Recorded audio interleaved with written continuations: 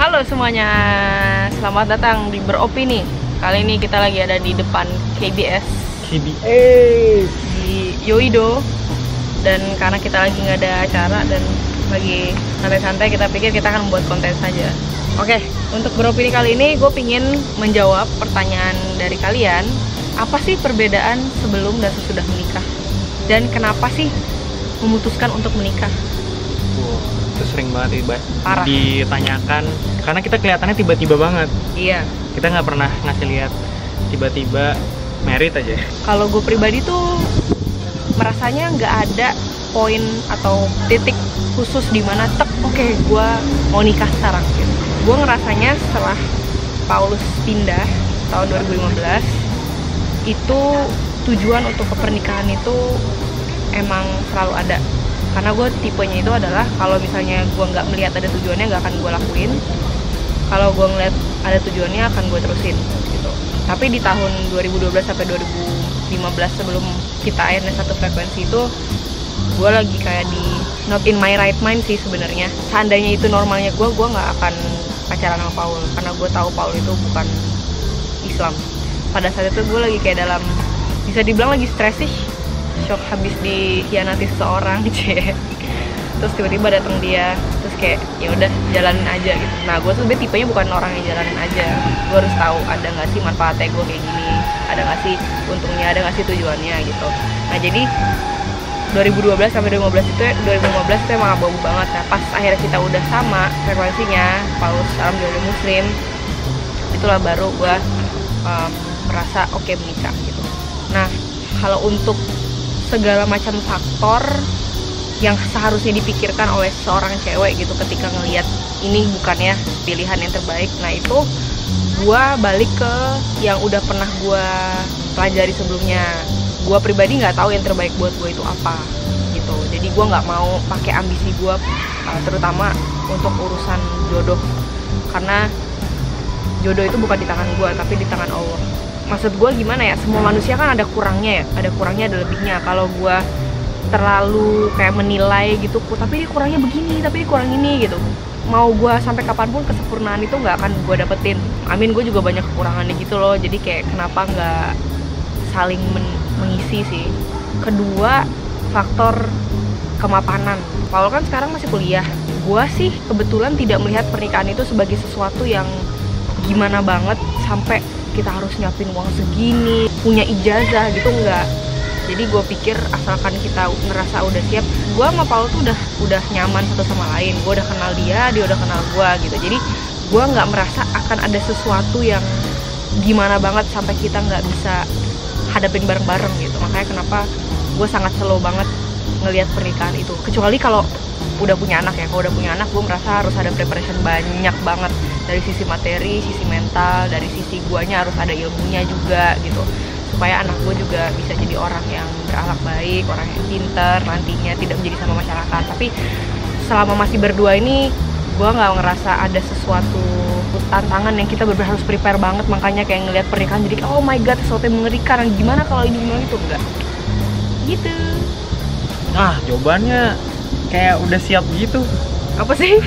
Aku on the spot nih. Aku juga on the spot ya. Aku on the spot sepanjang itu ya. Iya. Kalau aku sendiri sama sih, kalau dari 2012 sampai 2015 nggak tahu gitu arah dari relationship ini tuh kayak ke arah mana. Karena aku juga di tengah-tengah titik terendah dalam hidup aku gitu, dengan segala personal problem, dengan aku juga dalam pencarian aku waktu itu.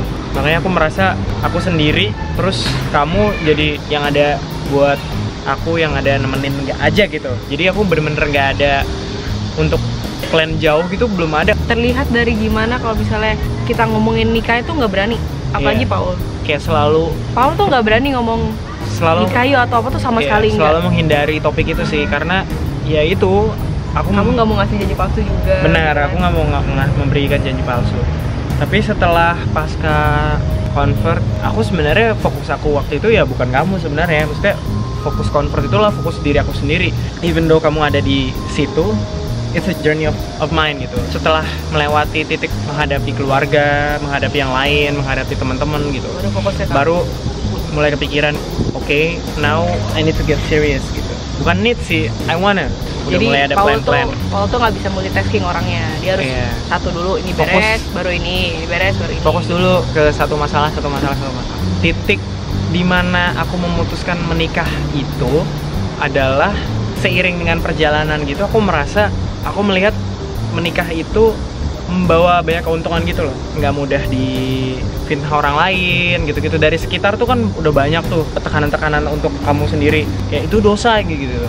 Terus aku melihat kayak if we in the same frequency, kita sama cara pikirnya, kenapa nggak kita ya udah seriusin aja gitu. Dan aku melihat juga aku banyak kekurangan, kamu nggak banyak, tapi ada gitu. Aku mikirnya it's a part of journey kita berdua gitu loh, dari bener-bener berbeda, terus akhirnya ada pintu menuju kebersamaan. Sebenarnya keputusan untuk menikah itu udah dari situ sebenarnya, karena aku pun nggak ada keinginan untuk kayak start over dengan orang lain, dan aku merasa nggak ada alasan juga buat aku untuk berhenti gitu dalam perjalanan ini. Terus aku mikir faktor-faktor kamu tuh pinter, cerdas gitu. Ya udah sih, aku cuma ngeliat itu doang. Kalau akhlak, aku berpikir itu masih seiring dengan waktu, setiap orang tuh punya perjalanan menuju kedewasaan masing-masing. Akhirnya ada terlihat pintu pernikahan itu kan karena agama gitu loh. Dari kita berdua tuh dari awal udah nyaman, karena again gue rasa Paulus juga gitu loh. Kayak Paulus bukan tipe orang yang menjalankan relationship dengan orang yang sebenarnya dia nggak nyaman gitu, nggak mungkin. Kalau misalnya nggak nyaman ngapain dijalanin gitu. Betul. Nah gue juga kayak gitu.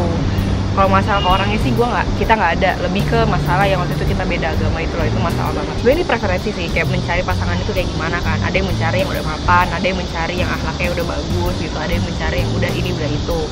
Nah kalau gue pribadi tipe orang yang don't mind kalau kita mulai bareng-bareng gitu. Kayak terlihat gimana kita akhirnya jadi gimana ya, jadi menuju ke lebih Islam itu pun kita jalan bareng-bareng. Paulus pindah Islam dan gue belajar Islam itu kita jalan bareng-bareng. Jadi kita diskusi bareng, kita nonton video bareng, terus kita nyari-nyari artikel bareng, terus dari artikel kita diskusi bareng gitu. Setelah Paulus pindah Islam pun abis itu nggak lama gue pakai kerudung gitu. Sama kayak dia, gue lebih mengutamakan gue sama pasangan gue itu satu frekuensi biar nyambung terus, dan biar kayak di pernikahan itu dan di rumah tangga itu lebih luas. Begitu juga masalah ekonomi, masalah gitu semua tuh kita bisa lakuin bareng-bareng sih, asalkan kita berdua saling usaha. Oke, kalau perbedaan sendiri yang aku rasain sebenarnya lebih sedikit dari yang orang-orang expect kali ya. Ya ntar kalau udah nikah tuh bakal lebih ini, harus hati-hati. Lu pacaran kan lu cuma kayak ngelihat dia pas dia udah rapi gitu. Sementara kan kita agak berbeda gitu. Kita hidup di Jerman, kita hidup di luar. Kan kita sama-sama sendirian gitu. Jadi bener-bener kita saling depend on satu sama lain. Frekuensi ketemunya tuh lebih nggak yang untuk jaim gitu loh, lebih ya udah gitu.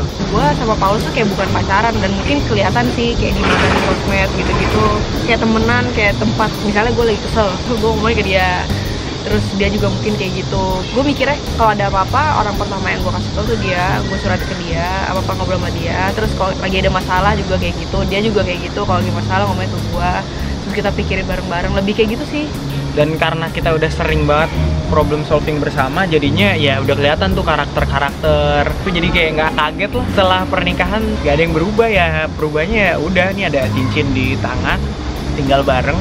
Kita tuh dapat banyak banget pressure ya dari teman-teman kita yang nyuruh kita nikah gitu, kayak nyindir-nyindir gitu sih sebenarnya.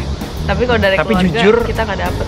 Kalau misalnya orang kayak kapan nikah, kapan, aku cuma gitu aja sih. Itu buat aku bukan menjadi sesuatu tekanan. Aku nggak merasa suggest dari teman-teman itu yang mendorong aku untuk menikah.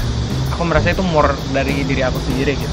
Kalau gue pribadi, gue tuh lebih kegemes sih kayak ngelihat orang-orang yang memberikan pressure atau menanyakan gitu, entah dia serius atau bercanda. Karena pernikahan itu kan masalah personal ya, udah gitu nggak ada titik yang tepat di mana kita bisa bilang iya ini umur yang pas untuk menikah gitu. Karena tingkat kedewasaan orang tuh kan berbeda-beda, tingkat kesiapan orang, dan sebenarnya siap tidak siap aja definisinya buat semua orang tuh beda-beda gitu.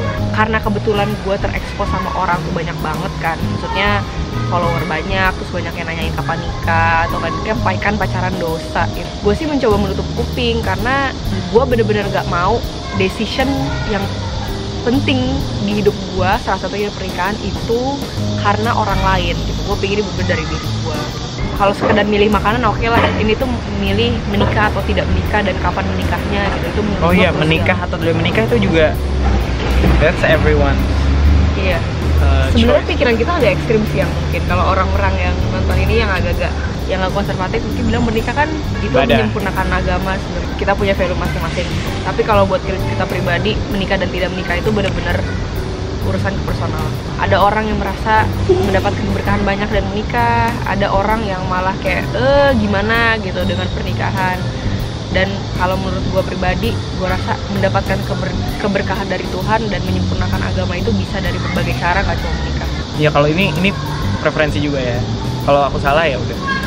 Kayak setiap orang punya jalan masing-masing lah menuju Tuhannya gitu. Kalau gue sih bersyukurnya dengan menikah terus menikah sama Paul adalah gue tahu tuh Paul bukan orang yang ngelarang-larang gitu. Gue masih bisa ngelakuin apapun yang gue mau asalkan nggak menyalahkan aturan. Terus Paulus tuh juga gue ngeliatnya tuh sebagai temen gitu, bukan sebagai suami.